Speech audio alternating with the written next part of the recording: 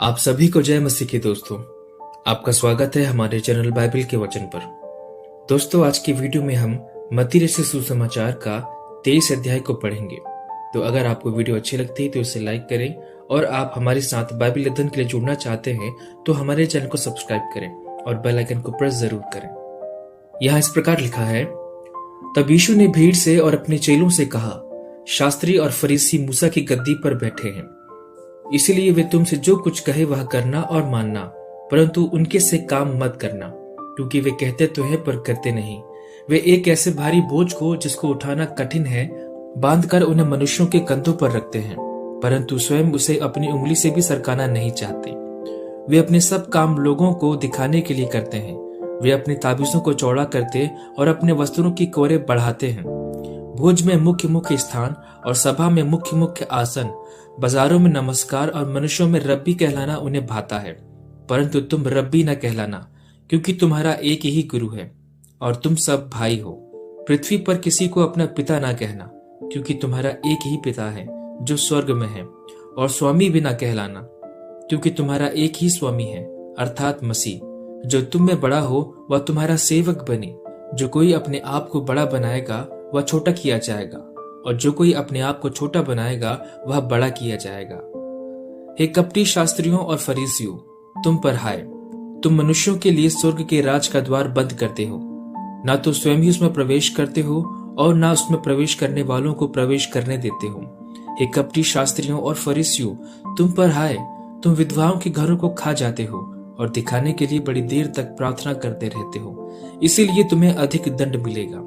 हे कपटी शास्त्रियों और फरीसियों, तुम पर हाय, तुम एक जन को अपने मत में लाने के लिए सारे जल और थल में फिरते हो, और जब वह मत में आ जाता है तो उसे अपने से दूना नारकीय बना देते हो।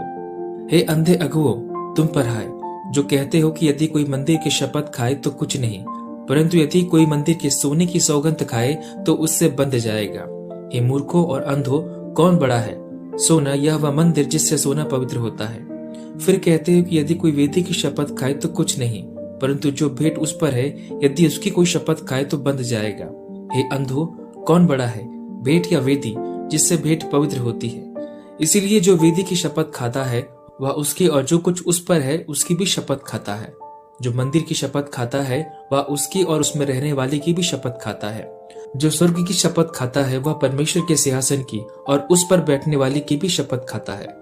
हे कपटी शास्त्रियों और फरीसियों, तुम पर हाय, तुम पुदीने और सौंफ और जीरे का 10वां अंश तो देते हो, परंतु तुमने व्यवस्था की गंभीर बातों को अर्थात न्याय और दया और विश्वास को छोड़ दिया है। चाहिए था कि इन्हें भी करते रहते और उन्हें भी न छोड़ते। हे अंधे अगुओं, तुम मच्छर को तो छान डालते हो, परंतु ऊंट को निगल जाते हो। हे कपटी शास्त्रियों और फरीसियों, तुम पर हाय, तुम कटोरे और थाली को ऊपर ऊपर से तो मांजते हो, परंतु वे भीतर अंधेर और असंयम से भरे हुए हैं। हे अंधे फरीसी, पहले कटोरे और थाली को भीतर से मांज कि वे बाहर से भी स्वच्छ हों। हे कपटी शास्त्रियों और फरीसियों, तुम पर हाय, तुम चूना फिरी हुई कब्रों के समान हो, जो ऊपर से तो सुंदर दिखाई देती है, परंतु भीतर मुर्दों की हड्डियों और सब प्रकार की मलिनता से भरी है।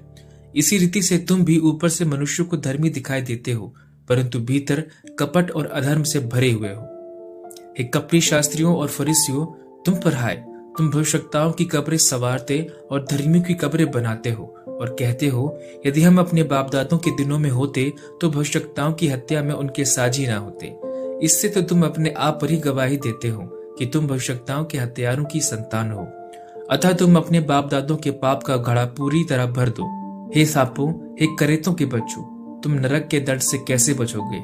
इसीलिए देखो, मैं तुम्हारे पास भविष्यवक्ताओं और बुद्धिमानों और शास्त्रियों को भेजता हूँ, और तुम उनमें से कुछ को मार डालोगे और क्रूस पर चढ़ाओगे, और कुछ को अपने आराधनालयों में कोड़े मारोगे, और एक नगर से दूसरे नगर में खदेड़ते फिरोगे, जिससे धर्मी हाबिल से लेकर बिरिक्या के पुत्र जकरिया तक, जिसे तुमने मंदिर और वेदी के बीच में मार डाला था। जितने धर्मियों का लहू पृथ्वी पर बहाया गया है वह सब तुम्हारे सिर पर पड़ेगा। मैं तुमसे सच कहता हूँ, ये सब बातें इस समय के लोगों पर आ पड़ेगी। हे यरूशलेम, हे यरूशलेम, तू भविष्यवक्ताओं को मार डालता है और जो तेरे पास भेजे गए उन पर पथराव करता है। कितनी ही बार मैंने चाहा कि जैसे मुर्गी अपने बच्चों को अपने पंखों के नीचे इकट्ठा करती है, वैसे ही मैं भी तेरे बालकों को इकट्ठा कर लूं, परंतु तुमने ना चाहा। देखो, तुम्हारा घर तुम्हारे लिए उजाड़ छोड़ा जाता है, क्योंकि मैं तुमसे कहता हूं कि अब से जब तक तुम न कहोगे धन्य है वह जो प्रभु के नाम से आता है, तब तक तुम मुझे फिर कभी न देखोगे। परमेश्वर अपने वचन के पढ़े जाने और सुने जाने पर हम सभी को आशीष दे। आमीन।